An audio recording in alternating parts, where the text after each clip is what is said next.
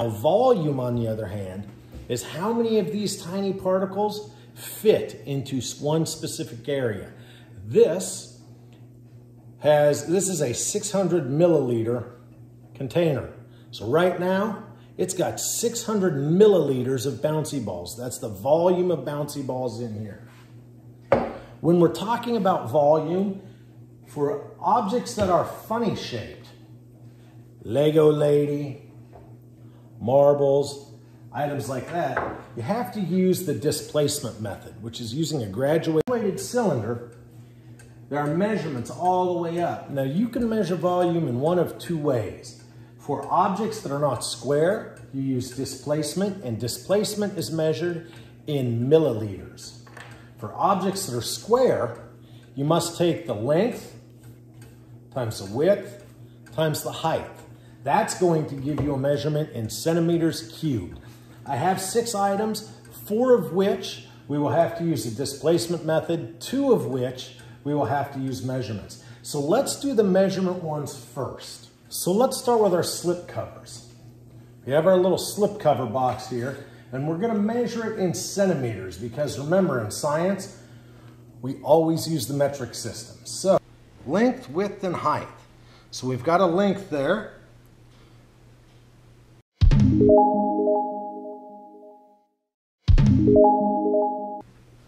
We'll turn it sideways and we'll get the width.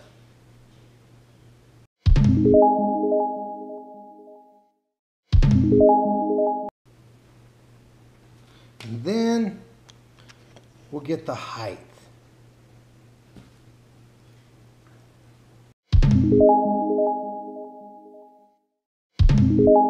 You've got the length, width, and height of this. Now you take those 3 measurements times each other. Length times width times height. Once you do, your measurement, since you are taking it 3 centimeter measurements times each other, your answer is going to be in centimeters cubed. So take a minute, calculate based on the measurements the volume in centimeters cubed.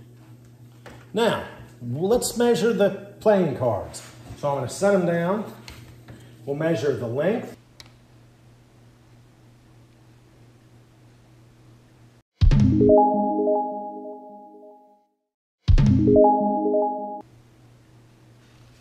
By the width.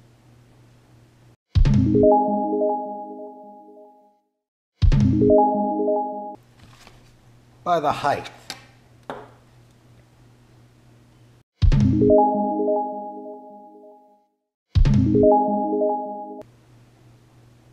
Now that you have those 3 measurements, take those times each other.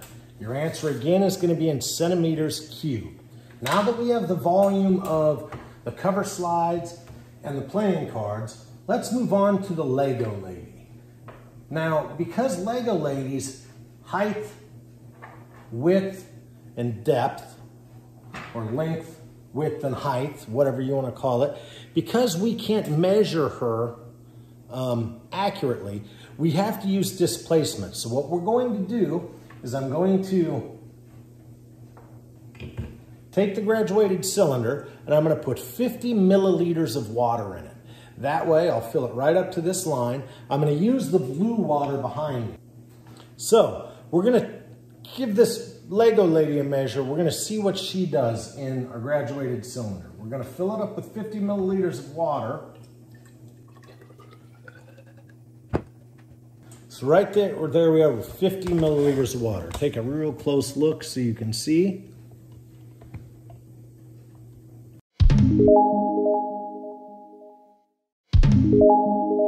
Now, and able to measure an object that isn't uniform in shape, you just simply drop it in there, and just like getting in a bathtub, as the water rises, it measures your own volume. So let's let her in there. Oh no!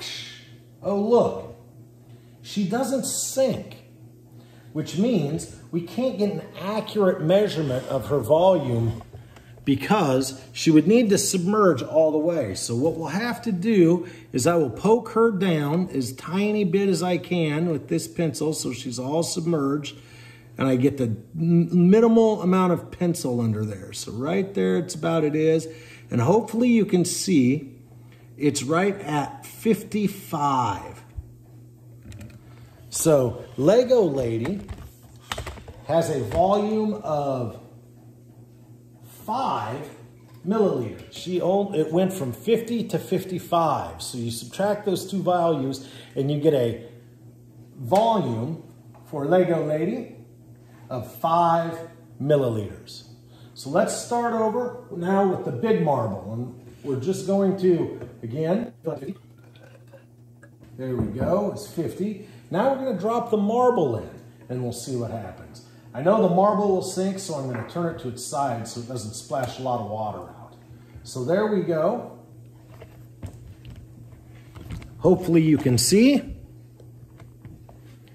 We're at 50. There's 55, 56, 57, right in between 57 and 58. So I would estimate it just as to be as close as we can, and it looked like it was about right in the middle at 57.5 milliliters. So the big marble, 57.5 milliliters. Okay, we've got our big marble down. Now we'll do our little marble. There it is. Drop in the little marble. Goes from 50 to 152. So the little marble has a volume of. And then last but not least, we've got our little bowling pin. And let's dunk our bowling pin and see what happens. Our bowling pin sank down to the bottom. Let's take a look and see how much it displaced. So we were at 50, we're now at 51, 52, in between 52 and 53. So let's say that is 52.5 milliliters. It has almost an identical volume of the small marble, which is interesting if you think about it, because they have completely different masses and they have different shapes. All right, so now that we've got our mass and our volume measurements, you are going to calculate the density, taking mass divided by volume. So when you take mass divided by volume for square objects, because mass is measured in grams and square or even-sided objects are measured in centimeters cubed, your units for density for the cards and the cover slips will be grams per centimeter cubed. For the bowling pin, the marbles, and the Legos, we measured those in milliliters. So your density measurements are going to be grams per milliliter. So do your math, mass divided by volume, and calculate the density of those objects. And then let's continue talking about density. All right, so let's talk a little bit more about density. Interesting fact, the density of pure water is 1. Everything with a density less than water, or less than 1, will float. Everything with a density greater than 1 will sink. Now that's only in pure water. Let's take a look at Eggy here. He's gonna jump in this water and we'll see if he floats. I'm just gonna drop him in there. And he doesn't, he sinks down to the bottom. Eggs will sink in pure water.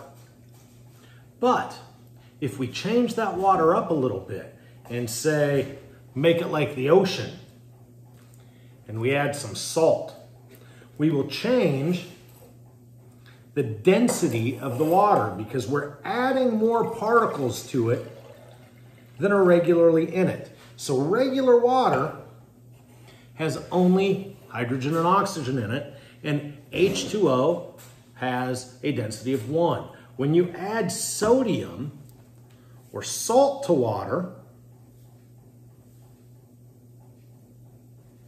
and then we'll stir it up and let it dissolve.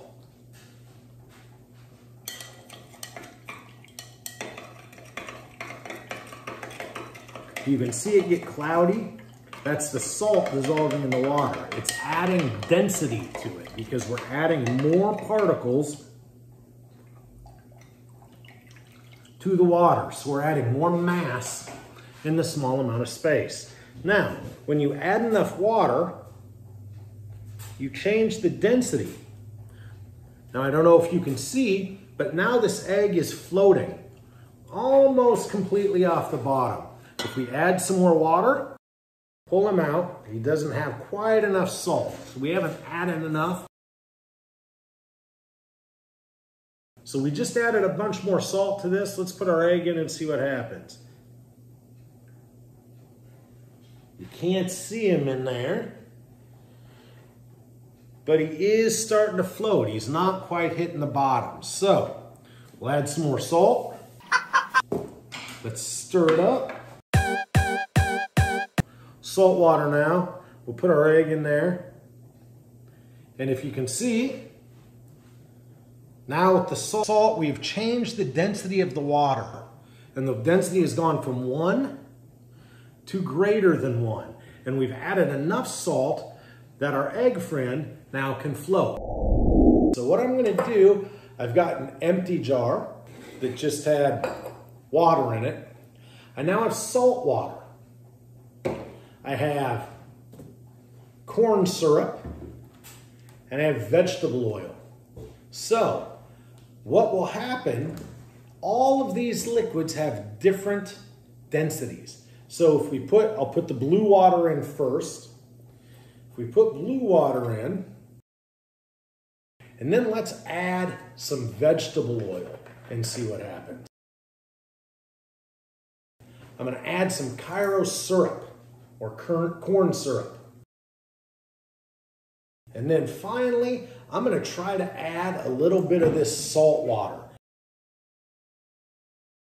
If I don't touch this, and you take a look, you can see definite separations. The corn syrup sank all the way to the bottom. It's the most dense.